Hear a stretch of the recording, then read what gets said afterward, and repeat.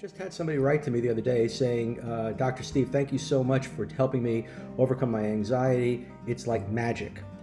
And I like that word magic because I get to use it as an acronym.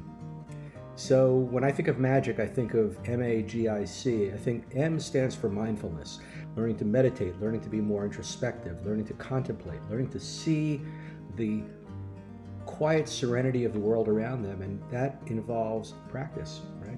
The A stands for action. I can't work with anybody who isn't willing to take action, because there are things that you're probably doing that are causing you to suffer, and there are also things that you know you should be doing that would help you with your suffering. So there are things you've got to stop doing and things you've got to start doing, and unless you're willing to take action, I always tell my clients, don't start working with me without the willingness to commit yourself to some form of action. The G stands for gratitude. In my experience, gratitude is the number one predictor of happiness. And although many people who are suffering can't muster up the feeling of gratitude, we can all do the practices of gratitude. And in doing the practices, eventually begin to experience the feeling themselves. If, again, you're not willing to do that work, then chances are you're not going to be able to get the results you want.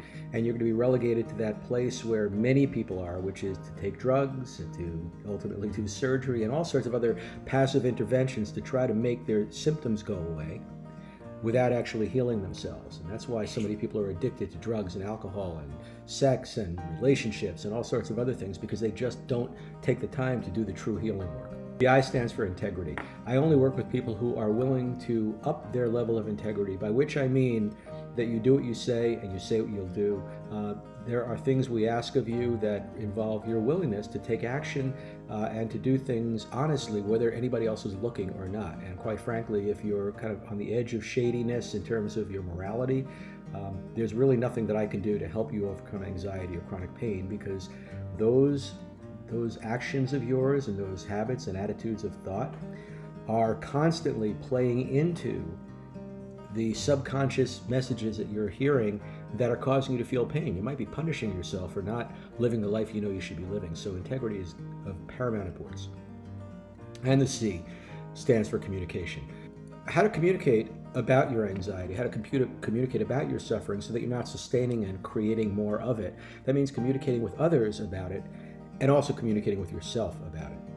I've been able, over the course of the last several years, to take people through a process that they think is magic. In other words, to go from being profoundly in a state of suffering, not being able to get the results they want in their lives, stuck behind an invisible wall, to a place of real transformation.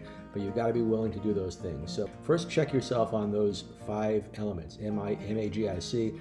If you have those qualities or are willing to develop those qualities, maybe we can work together.